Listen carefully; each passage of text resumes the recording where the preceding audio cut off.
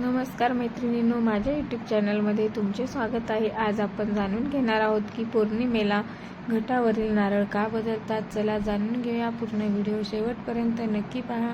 आपल्या दैनंदिन जीवनात अनेक धार्मिक विधी, सण, उत्सव आणि व्रते आढळतात। ह्या प्रत्येक विधी मागे काहीतरी अर्थशास्त्रीय कारण, सामाजिक संदेश किंवा आध्यात्मिक भाव आदळलेला असतो। अशाच परंपरांपैकी एक म्हणजे घटस्थापना करून घटावर ठेवलेला नारळ पौर्णिमेला बदलण्याची प्रथा। अनेक घरांमध्ये नवरात्र, सत्यनारायण पूजा, देवी देवताची स्थापना, व्रत किंवा विशेष पूजामध्ये घटाची स्थापना केली जाते। घटावरील नारळ ठराविक कालावधीनंतर पौर्णिमेला बदलला जातो। ही प्रथा केवळ रूढी म्हणून न करता तिच्या मागील अर्थ समजून घेतला तर भारतीय संस्कृतीचे सूक्ष्म सौंदर्य लक्षात येते।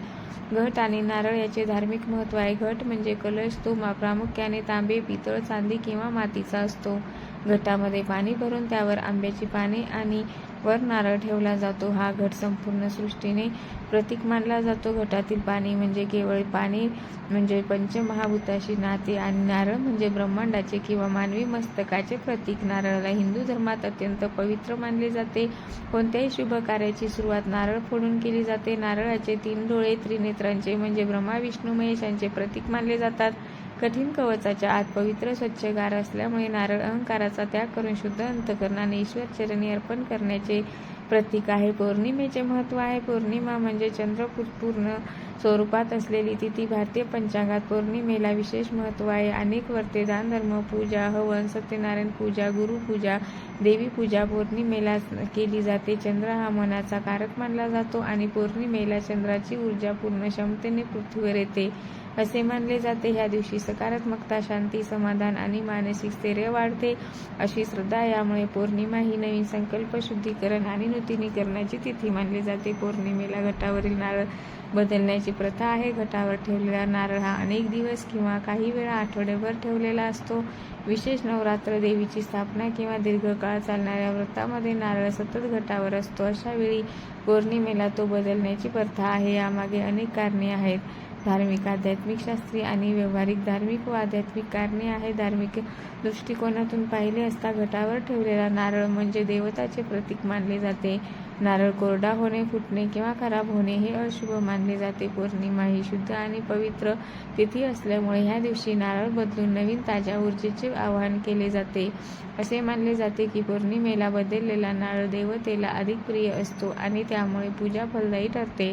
हा बदल म्हणजे देवतेप्रती आदर, भक्ती आणि जागरूकता व्यक्त करण्याचा एक मार्ग आहे। ऊर्जा आणि कंपन। भारतीय परंपरेत ऊर्जा आणि कंपन यांना खूप महत्त्व आहे। घटावर ठेवलेला नारळ आसपासची ऊर्जा शोषून घेतो असे मानले जाते।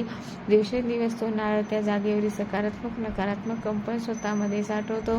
पौर्णिमेला चंद्राची ऊर्जा तीव्र असते। अशा वेळी जुना नारळ काढून नवीन नारळ ठेवणे म्हणजे नवीन, शुद्ध आणि सकारात्मक ऊर्जेचे पुनर्स्थापन होय। त्यामुळे घरात शांती, समाधान आणि सकारात्मक वातावरण टिकून राहते अशी श्रद्धा आहे। शुद्धता आणि स्वच्छतेचा विचार। धार्मिक प्रथा केवळ आध्यात्मिक नसून त्या व्यवहाराची आहेत। नारळ हा नैसर्गिक पदार्थ आहे। तो घटावर ठेवला असताना हळूहळू सुकतो, कधीकधी त्यातून खराबही होऊ शकतो। अशा नारळाच्या पूजेत वापर करणे योग्य मानले जात नाही। पौर्णिमेला नारळ बदलण्याची प्रथा ही स्वच्छता आणि शुद्धतेची जाणीव करून देते। पूजेत वापरण्यात येणाऱ्या वस्तू स्वच्छ, ताज्या आणि शुद्ध असाव्यात ह्या मागचा महत्त्वाचा संदेश आहे। नूतनीकरण आणि परिवर्तनाचे प्रतीक। भारतीय तत्त्वज्ञानात परिवर्तनाला फार महत्त्व आहे।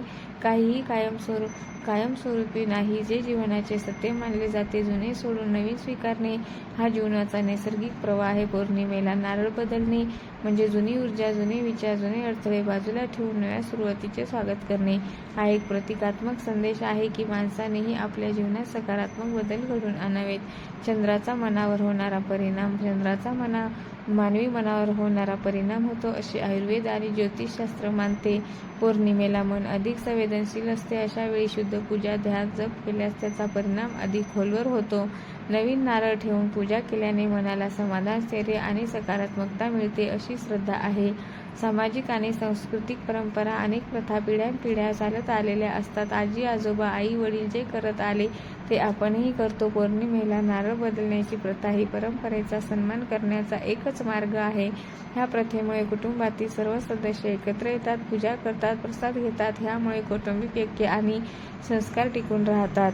नारळ बदलल्यानंतर जुना नारळ काय करतात तर जुना नारळ फेकून देत नाहीत. काही ठिकाणी तो प्रसाद म्हणून वापरतात, तर काही ठिकाणी झाडाखाली ठेवतात किंवा पाण्यात विसर्जित करतात. कारण तो नारळ पूजेत वापरलेला असल्यामुळे त्याचाही सन्मान राखला जातो. आधुनिक काळात ह्या प्रथेचे महत्त्व आजच्या धावपळीच्या जीवनात अनेक जण प्रथा परंपरा केवळ अंधश्रद्धा म्हणून बाजूला सारतात. पण ह्या परंपरेकडे समजून उमजून पाहिले त्या मानसिक शांती, शिस्त, स्वच्छता आणि सकारात्मक जीवनशैली शिकवतात. पौर्णिमेला नारळ बदलण्याची प्रथा ही आपल्याला नियमितपणे थांबून आत्मपरीक्षण करायला, घरातील वातावरण शुद्ध ठेवायला आणि निसर्गाच्या चक्राशी जुळवून घ्यायला शिकवते. पौर्णिमेला घटावरील नारळ बदलण्याची प्रथा ही केवळ एक धार्मिक विधी नसून ती श्रद्धाशास्त्र, स्वच्छता, ऊर्जा आणि सकारात्मक जीवन तत्त्वज्ञान याचा सुंदर संगम आहे. ह्या प्रथेमुळे माणसाला निसर्गाशी, चंद्राच्या चक्राशी आणि स्वतःच्या अंतर्मनाशी जोडले जाण्याची संधी मिळते. आजच्या काळातही या परंपरेचा अर्थ समजून अंधानुकारक न करता श्रद्धेने आणि विवेकाने पालन केल्यास ती आपल्याला मानसिक शांती, सकारात्मक विचार आणि संस्काराची श्रीमंती देऊ शकते. मन शुद्ध होते. जर तुम्हाला व्हिडिओ आवडला असेल तर लाईक, शेअर, सबस्क्राईब करा आणि कमेंट करायला विसरू नका. कमेंटमध्ये लिहा जय श्री श्याम, जय श्री श्याम. धन्यवाद.